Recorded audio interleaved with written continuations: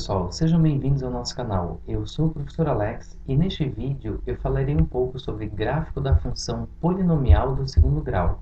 Nós vamos aprender a reconhecer esse gráfico, vamos aprender um pouco sobre concavidade, identificação das raízes e pontos de interseção com o eixo y.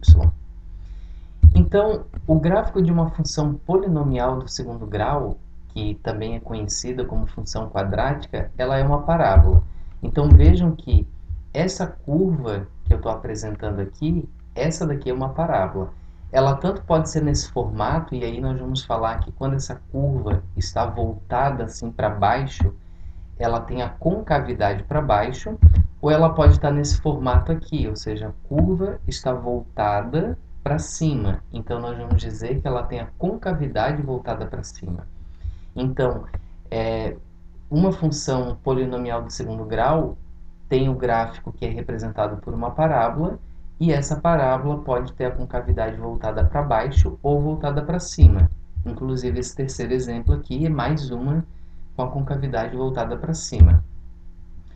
E aí, essa concavidade, a gente pode identificar se ela é voltada para cima ou voltada para baixo de duas formas, através da forma algébrica ou através da forma geométrica.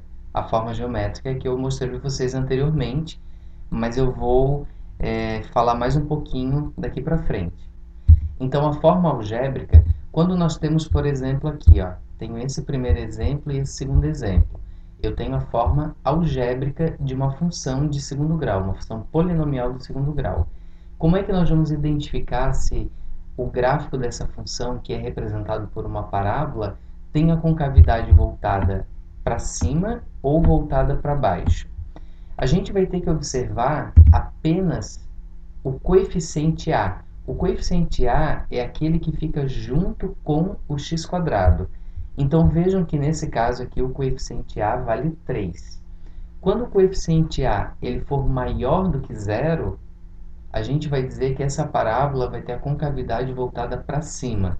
Então, no caso dessa função aqui, que está representada por 3x² mais 5x mais 2, a parábola teria a concavidade voltada para cima. Nesse caso aqui, quando a gente observa o a, que é o termo, é o coeficiente que está junto com o x², e nesse caso é menos 4, nós vamos dizer que ele é menor do que zero. Se ele é menor do que zero, isso significa que a nossa parábola terá a concavidade voltada para baixo. Então, ela será nesse formato assim.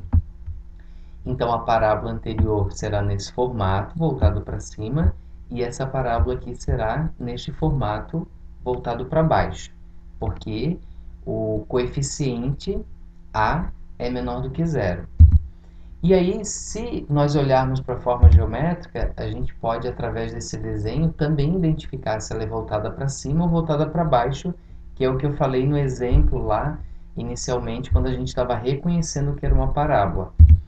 Então, quando ela tiver a concavidade voltada para cima, ela sempre terá esse formato para cima, ou seja, esse vértice ele vai estar aqui embaixo, vai estar na ponta. E aí, quando a concavidade estiver voltada para baixo, estará nesse sentido aqui, ó, no sentido para baixo, ou seja, com esse vértice aqui na ponta. Então, esse formato voltado para cima e esse formato aqui voltado para baixo. E aí, como é que nós vamos identificar as raízes dessa função polinomial do segundo grau através do nosso gráfico, através da parábola? Então, é possível a gente fazer a identificação ali dessas raízes através desse gráfico. Então, eu vou mostrar para vocês alguns exemplos aqui, e aí esses exemplos são válidos para parábolas com concavidade voltada para cima ou também voltada para baixo. Então, nós temos três situações aqui. A função possui duas raízes reais. Então, vejam, esse exemplo aqui, lembrando que tanto faz a concavidade para cima ou a concavidade para baixo, vai ser da mesma maneira. Como é que eu vou identificar essas raízes quando possui duas raízes reais, né?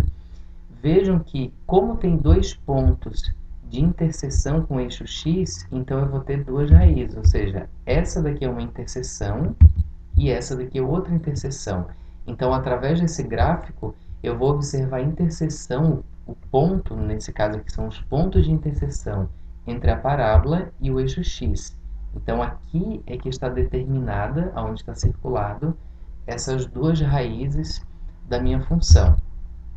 Quando a função possui apenas uma raiz real, e aí nesse exemplo aqui eu coloquei uma parábola com a concavidade voltada para baixo, lembrando que também seria o mesmo procedimento se ela tivesse voltada para cima. E aí nós vamos observar que existe apenas um ponto de interseção entre a parábola, que é essa vermelha, e esse eixo x, ou seja, esse aqui que eu circulei, ó. Então aqui é que está a raiz dessa minha função. E nesse caso é apenas uma raiz, porque é uma raiz dupla. E aí, por último, nós vamos ter quando nós tivermos uma função que não possui raízes reais. Então, veja esse exemplo, que também poderia ser com a concavidade voltada para baixo. Vejam que aqui não há ponto de interseção entre a parábola e o eixo x, ou seja, essa parábola não corta, não toca aqui o eixo x. Portanto, a gente vai dizer que ela não possui raízes reais. E aí, por último, que eu quero falar nesse vídeo para vocês é sobre ponto de interseção com o eixo y. Como identificar a interseção com o eixo y?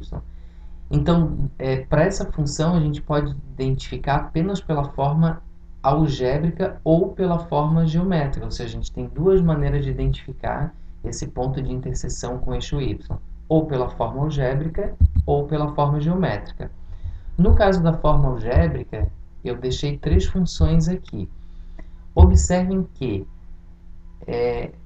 essa parábola ela sempre vai cortar o eixo y no ponto C, ou seja, nós sabemos que pela definição ali, pelo formato de uma função polinomial do segundo grau, nós vamos ter ax², então deixa eu tentar fazer esse ax² aqui, que é um pouco difícil, ax² mais bx mais c. Então vejam que o c é o termo independente, ou seja, então a parábola ela vai cortar o eixo y exatamente nesse termo independente aqui, ó, nesse ponto C. Ou seja, quando eu tiver 0 em x e c em y. Então, nesse caso, pela forma algébrica, a parábola vai cortar exatamente no 2. Nessa outra função aqui, vejam que não tem um termo independente, ele não aparece, portanto é 0. Então, isso significa que a parábola vai cortar o eixo y no 0. E aí, por último, nessa forma algébrica, nós temos essa função aqui, ó. Observem que essa função, o c é 9. Portanto, a parábola vai cortar no ponto representado pela coordenada 0 e 9. E aí, através da forma geométrica, também a gente pode identificar quando que a parábola corta o eixo y. Vejam que nesse caso aqui, nós temos aqui ó, o ponto de interseção com o eixo y, ou seja, essa partezinha aqui é que está cortando o eixo y. E nesse outro caso aqui, nós temos essa parte aqui, ó, ele cortou exatamente no -3, que é o ponto de interseção, então, com o eixo y. Por último, né, mais esse exemplo aqui, nós temos essa outra parábola que também corta aqui, ó, ela corta exatamente no eixo y. Apesar de estar cortando no eixo x também, mas ela corta no eixo y.